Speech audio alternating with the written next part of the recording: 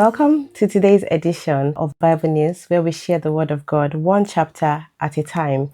Today's reading comes from Genesis chapter 45, a powerful and emotional moment of reconciliation between Joseph and his brothers. We're blessed to have Zosa from Worcester, who will be reading this chapter for us. Listen closely as the story unfolds. It's a reminder of God's mercy, forgiveness, and divine purpose in every trial. Let's listen as Zosa brings the word for today. Then Joseph could no longer control himself.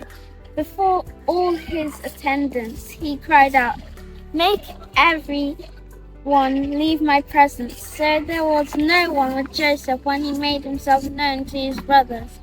And he wept so loudly that the Egyptians heard him, and the Pharaoh's household heard him.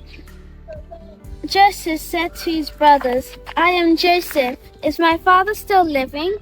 But his brothers were not able to answer him, because they were terrified at his presence. Then Joseph said to his brothers, "Come close to me." When they had done so, he said, "I am your brother Joseph, the one who you sold into Egypt.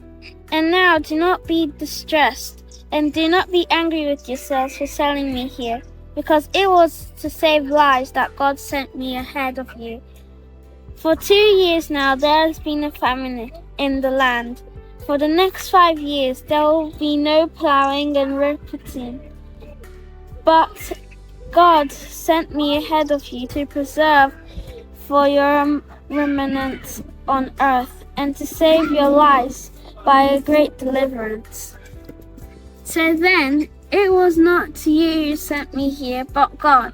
He made me father to Pharaoh, lord of his entire household, and ruler of all Egypt. Now hurry back to my father and say to him, 'This is what your son Joseph says.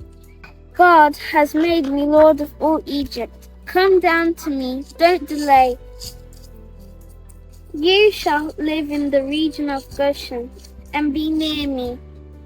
You, your children and your grandchildren, your flocks and herds, and all you have, I'll provide for you there, because 5 years of famine are still to come.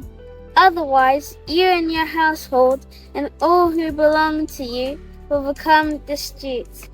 You can see for yourselves, and so can my brother Benjamin, that it is really I who am speaking to you.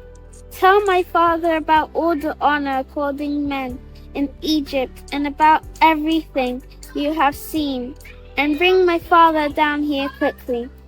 Then he threw his arms around his brother Benjamin and wept. And Benjamin embraced him and weeping, and he kissed all his brothers and wept over them. Afterwards, his brothers talked with him. When the news reached Pharaoh's palace that Joseph's brothers had come, Pharaoh and all his officials were pleased. Pharaoh said to Joseph, "Tell your brothers, do this, load your animals and return to the land of Canaan, and bring your father and your families back to me. I will give you the best of land of Egypt, and you can enjoy the fat of the land." You are also instructed to tell them, "Do this, take some carts from Egypt for your children and your wives, and get your father and come. Never mind about your belongings, because the best of all Egypt will be yours." So the son of Israel did this. Joseph gave them carts as Pharaoh had commanded, and he also gave them provision for their journey. To each of them he gave new clothing, but to Benjamin he gave 300 shekels of silver and 5 sets of clothes. And this is what he sent to his father: 10 donkeys loaded with the best things of Egypt, and 10 female donkeys loaded with grain and bread, and other provisions of their journey. Then he sent his brothers away, and as they were leaving, he said to them, "Don't crawl on the way." So they went up out of Egypt and came to their father Jacob in the land of Canaan. They told him, "Joseph is still alive. In fact, he is ruler of all Egypt." Jacob was stunned. He did not believe them. But when they told him everything Joseph had said to them, and when he saw the carts Joseph had sent to carry them back, the spirits of his father Jacob revived. And Israel said, I am convinced my son Joseph is still alive. I will go and see him before I die. Zosa reporting for Bible News. Now, that was Genesis 45, a chapter filled with grace, healing, and the beauty of restoration.